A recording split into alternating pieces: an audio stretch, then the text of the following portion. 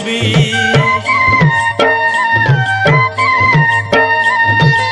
आखि दुई जदि हबुरे कजल गार हेबी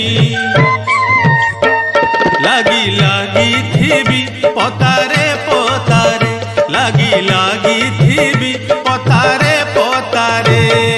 तो आखिरे रही थीबी कजल